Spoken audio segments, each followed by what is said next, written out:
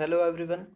आज हम 30 क्वेश्चन देखेंगे जो कि आपको डीआरडीओ, एमटीएस, रेलवे, एनटीपीसी और कुछ हद तक ग्रुप डी में देखने को मिलेंगे।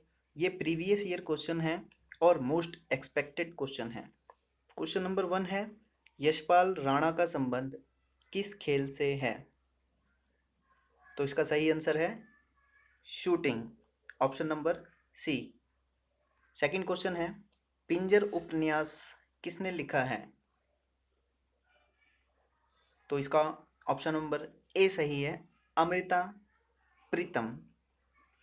क्वेश्चन नंबर 3, माउंट किलिमंजारो पर्वत श्रृंखला यानी कि पर्वत शिखर कहाँ पर स्थित है? तो यह है ऑप्शन नंबर सी, अफ्रीका में स्थित है।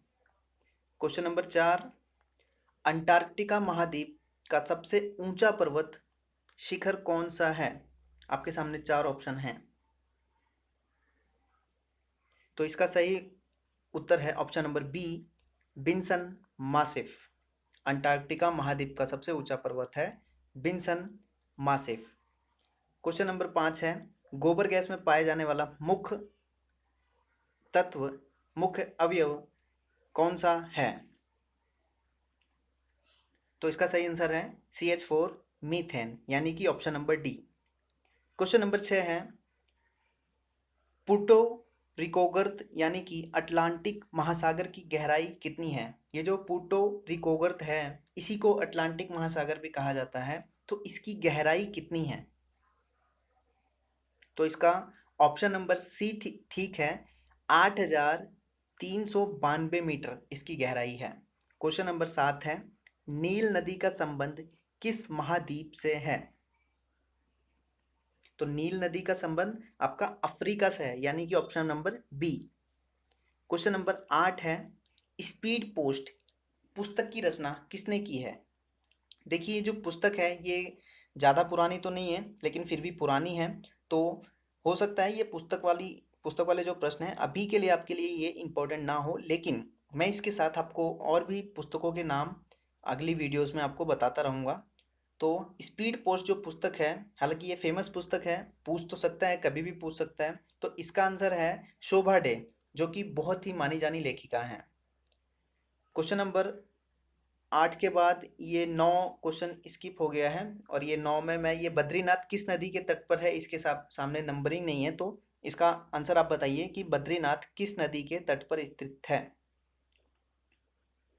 तो इसका ऑप्शन नंबर सी ठीक है, अलकनंदा। बद्रीनाथ जो है वो अलकनंदा के तट पर स्थित है।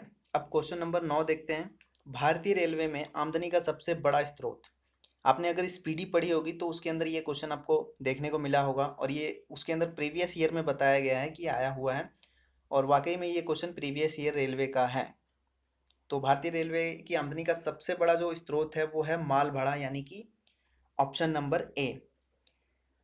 क्वेश्चन नंबर 10 है कि किस डच गवर्नर जनरल ने अपनी राजधानी को पुलिकट से हटाकर नागपट्टनम को बनाया था? तो वॉन रीड करके एक डच गवर्नर थे जिन्होंने पुलिकट से हटाकर नागपट्टनम अपनी राजधानी बनाई थी। तो इसका ऑप्शन नंबर जो है वो है सी ठीक है। ठीक है, अब हम क्वेश्चन नंबर 11 देखेंगे, दक्षिण पूर्व मध्य रेलवे का मुख्यालय कहाँ पर है? तो दक्षिण पूर्व मध्य रेलवे का मुख्यालय आपका बिलासपुर यानी कि ऑप्शन नंबर डी ठीक है। बंकर शब्द किस खेल से संबंधित है? तो बंकर शब्द आपका है पोलो से। बंकर यानी कि जमीन के अंदर एक जगह बनाई जाती है उसको बोला जाता है और इस वर्ड का जो यूज किया जाता है वो पोलो में किया जाता है। क्वेश्चन नंबर 13 है, अंग्रेजों ने अलीनगर की संधि किसके साथ की थी? तो अंग्रेजों ने अलीनगर की संधि जो की थी वो की थी सिराजुद्दौला के साथ यानी कि option number C. Question number 14 है, विश्व की सबसे गहरी खाई मैरियाना गर्त किस महासागर में है? तो सबको पता होगा कि प्रशांत महासागर। देखो सबसे गहरी खाई और प्रशांत, प्रशांत मतलब आप सुनने में ही आपको लग रहा होगा कि बहुत बड़ा अशांत जगह है। तो ये एक ट्रिक बना सकते हो आप अपने दिमाग में कि मरियाना गर्त सबसे गहरी खाई प्रशांत महासागर में है। क्वेश्चन नंबर 15, यूरोप महाद्वीप की सबसे लंबी नदी कौन सी है? तो यूरोप की सबसे बड़ी नदी वोल्गा है। इसके लिए भी आप अपने दिमाग में एक ट्रिक बना सकते हैं कि यू रोप, रोप माने रस्सी होती है, और वोल्गा, लगा, मतलब एक आप अपने दिमाग में बना सकते हैं कि रस्सी से बोलेंगे, यानी कि वोल्गा बोलगा रस्सी बोलगा, यानी रस्सी बोलेगी बहुत लंबी है। तो यूरोप की रस्सी वोल यूरोप की जो सबसे लंबी नदी है वो है वोल्गा। आप अपने हिसाब से अपने दिमाग में ट्रिक बना सकते हैं। क्वेश्चन नंबर 16 का फिर से नंबर गायब हो गया, तो ये जो दिव्य जीवन संघ के संस्थापक कौन है, इसका आंसर आप बताइए, कमेंट कीजिए। दिव्य जीवन संघ के संस्थापक कौन थे? तो दिव्य जीवन संघ के संस्थापक थे ऑप्शन नंबर सी, स्वामी विवेकानंद। ठीक है, बहुत से लोगों को ये नहीं पता होगा कि दिव्य जीवन संघ आखिरकार हिस्ट्री में जब आप पढ़ेंगे तो कहाँ पे आपने पढ़ने को पाया था इसको। तो ऑप्शन से इसका आप दिमाग में रख सकते हैं कि इसके जो संस्थापक थे वो थे स्वामी विवेकानंद। ठीक है, तो अब हम क्वेश्चन 16 पे चलते हैं कि भारत में सबसे ज़्यादा किस प्रकार की मिट्टी पाई जाती है? भारत में सबसे ज़्यादा किस प्रकार की मिट्टी पाई जाती है? तो भारत में सबसे ज़्यादा जलोढ़ मिट्टी पाई जाती है, यानी कि option number B. Question number 17 है, भारत में अंग्रेजों ने वांडीवाश यानी कि वांडीवाश के युद्ध में किसे हराया था? तो वांडीवाश का जो युद्ध हुआ था उसमें भारत अंग्रेजों ने फ्रांसीसियों को हराया था, यानी कि option number C. Question number 18 है, सल्तनत काल के किस सुल्तान ने अपनी राजधानी दिल्ली से स्थानांतरित करके देवगिरी को बनाया था? ये बहुत ही इंपॉर्टेंट क्वेश्चन है, आपको मिलेंगे ही मिलेंगे। और अगर डेली आप 30 प्रश्न करते हैं तो एक महीने में 900 प्रश्न, अगर 30 से 40 पे जाते हैं तो 9 तीन 18, एक महीने में आप 1000 से भी पार कर जाएंगे। और अगर 50 क्वेश्चन रोज के करते हैं तो लगभग 1500 क्वेश्चन, आपका जीके जीएस जो है वो तकरीबन 60 to 80% के बीच में वेरी यहीं से कर जाएगा।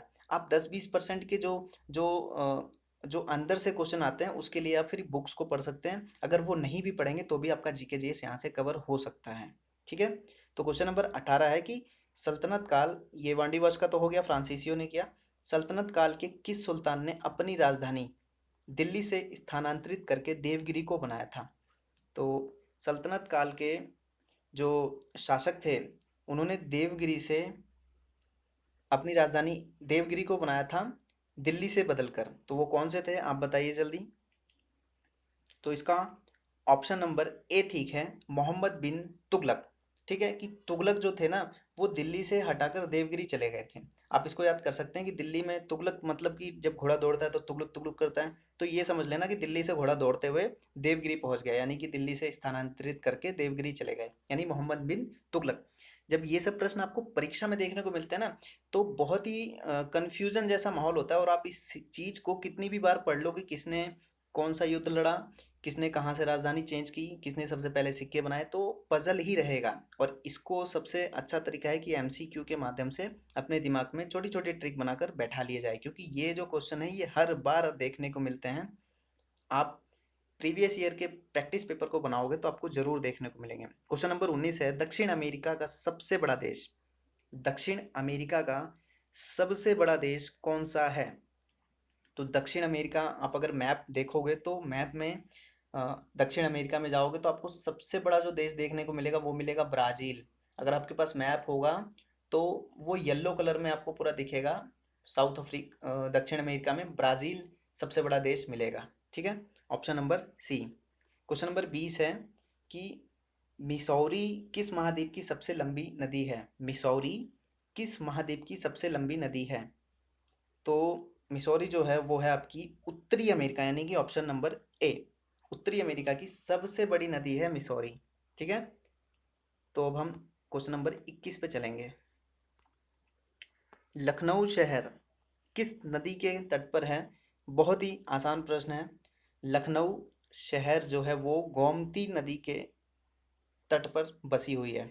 सरयू नदी के तट पर अयोध्या बसा हुआ है। ठीक है, और गोमती नदी के तट पर लखनऊ बसा हुआ है। अब इसकी ट्रिक बनाने की कोई ज़रूरत नहीं है। देखो लखनऊ में आप समझ लेना कि आप एक गौ माता को देखे थे लखनऊ में, तो गौ माता लखनऊ गोमती नदी। ठीक है, 22वां क्वेश्चन है सुंग वंश का अंतिम शासक कौन था। देखो अंतिम शासक और शुरुआती शासक ये बहुत पूछे जाते हैं, और इसको क्लियर करने का सबसे अच्छा साधन है कि एक बार आप लूसेंट को रीडिंग कर लो। बार बार रीडिंग करने की कोई जरूरत नहीं है, आप 10 बार, 5 बार, 3 बार, 2 बार जितना कर सकते हो उतना करो, उसके बाद एमसीक्यू पे आ जाओ। ठीक है, तो शुंग वंश का अंतिम शासक जो था वो था देवभूति। शुंग वंश का अंतिम जो शासक था वो था देवभूति। भारत का सबसे गहरा बंदरगाह कौन सा है। भारत का सबसे गहरा बंदरगाह कौन सा है। तो भारत का सबसे गहरा बंदरगाह जो है वो है आपका विशाखापट्टनम, ऑप्शन नंबर बी। गुप्त साम्राज्य का वास्तविक संस्थापक कौन था। गुप्त साम्राज्य का वास्तविक संस्थापक कौन था। तो इसका राइट आंसर है ऑप्शन नंबर बी, चंद्रगुप्त एक। गुप्त साम्राज्य का चंद्रगुप्त एक ने बनाया था उसको, गुप्त साम्राज्य को। ठीक है, क्वेश्चन नंबर 25 पे आएंगे कि पानी का सर्वाधिक घनत्व किस तापमान पर होता है। तो पानी का सर्वाधिक घनत्व आपका 4 डिग्री सेल्सियस, यानी कि ऑप्शन नंबर बी आपका ठीक है, होता है। उसके बाद 26वां क्वेश्चन है कि शरीर की सबसे लंबी कोशिका कौन सी है। शरीर की सबसे लंबी कोशिका कौन सी है। तो शरीर की सबसे लंबी कोशिका जो होती है वो होती है तंत्रिका तंत्र, यानी कि ऑप्शन नंबर ए। शहद में मुख्य रूप से क्या पाया जाता है, क्वेश्चन नंबर 27 है। शहद में मुख्य रूप से क्या पाया जाता है। तो शहद एक नेचुरल, यानी कि आप समझ सकते हैं कि मीठा है। ठीक है, शहद एक नेचुरल तौर पे आपको मीठे के रूप में प्राप्त होता है। और शहद में मुख्य रूप से जो पाया जाता है वो पाया जाता है फ्रक्टोज। देखो इसमें कन्फ्यूजन बहुत होता है, ग्लूकोज तो आप इसमें नहीं मारोगे, लेकिन कन्फ्यूजन होता है कि एक होता है आप इसको इस तरीके से याद कर सकते हैं कि फ्रूट जो होते हैं ना वो फ्रूट नेचुरल होते हैं, और फ्रूट के अंदर जो मीठापन पाया जाता है वो फ्रक्टोज होता है। तो फ्रक्टोज यानी फ से आप समझ रहे हैं फ्रूट आ रहा है, तो शहद भी एक तरीके से फ्रूट में ही आप ले लो। तो शहद के अंदर जो मुख्य रूप से होता है वो होता है फ्रक्टोज, जो कि सबसे मीठा होता है। क्वेश्चन नंबर 28 है, एशिया महाद्वीप का सबसे बड़ा देश कौन सा है। एशिया महाद्वीप का सबसे बड़ा देश कौन सा है। तो आपको पता है कि एशिया महाद्वीप का सबसे बड़ा देश जो है वो है चीन। ठीक है, क्वेश्चन नंबर 29 है, प्लासी युद्ध में अंग्रेजों ने बंगाल के किस नवाब को हराया था। प्लासी युद्ध में अंग्रेजों ने बंगाल के किस नवाब को हराया था। तो क्वेश्चन बहुत आसान है, इसमें हराया था सिराजुद्दौला को। ठीक है, प्लासी युद्ध में अंग्रेजों ने बंगाल के सिराजुद्दौला को हराया था। ठीक है, क्वेश्चन नंबर 30 है, दूध की शुद्धता मापने का यंत्र कौन सा है। दूध की शुद्धता मापने का यंत्र कौन सा है। तो दूध की शुद्धता जो हम मापते हैं वो होता है लैक्टोमीटर। ठीक है, दूध के अंदर जो है ना वो लैक्टिक एसिड पाया जाता है, और लैक्टिक जहां भी आया वो समझ लेना कि ये दूध से ही जुड़ा हुआ है। ठीक है, अब अ, हम क्वेश्चन नंबर 31 पे आते हैं। देखो 5 क्वेश्चन मैंने इसमें आपको एडवांस दे दिए हैं। ठीक है, तो 31वां नंबर है, भारत में सर्वाधिक वर्षा किस राज्य में होती है। भारत में सर्वाधिक वर्षा किस राज्य में होती है। तो ये होती है मेघालय, यानी कि देखो इसका नाम ही है मेघालय, मेघ मतलब बादल, तो इससे याद करना कि मेघालय। ठीक है, क्वेश्चन नंबर 32 है, चंद्रमा पर उतरने वाला पहला व्यक्ति कौन था। चंद्रमा पर उतरने वाला पहला व्यक्ति कौन था। तो बहुत आसान क्वेश्चन है, नील आर्मस्ट्रॉन्ग चंद्रमा पर सबसे पहले यही गए थे। ठीक है, क्वेश्चन नंबर 33 है, सुंडा गर्त किस महासागर में है। सुंडा गर्त किस महासागर में है। तो देखो सुंडा, सुंडा से यानी सांड जैसी कुछ फीलिंग आ रही है ना, तो आप समझ लेना सांड यानी कि अपने हिंदी में बोलते हैं ना उसको, तो हिंद महासागर में सुंडा गर्त है। ठीक है, क्वेश्चन नंबर 14 पे क्वेश्चन नंबर 34 पे आ जाइए, यूरोप महाद्वीप का सबसे बड़ा देश कौन सा है। ठीक है, यूरोप महाद्वीप का सबसे बड़ा देश कौन सा है। तो यूरोप महाद्वीप का सबसे बड़ा देश है बी, रूस। यूरोप महाद्वीप का सबसे बड़ा देश है रूस। देखो ये यूरोप में भी आता है, ठीक है, और ये एशिया में भी आता है। ठीक है, उसके बाद क्वेश्चन नंबर 35 है, एशिया महाद्वीप का सबसे छोटा देश कौन सा है। एशिया महाद्वीप का सबसे छोटा देश कौन सा है। तो एशिया महाद्वीप का सबसे छोटा देश आपका है मालदीव।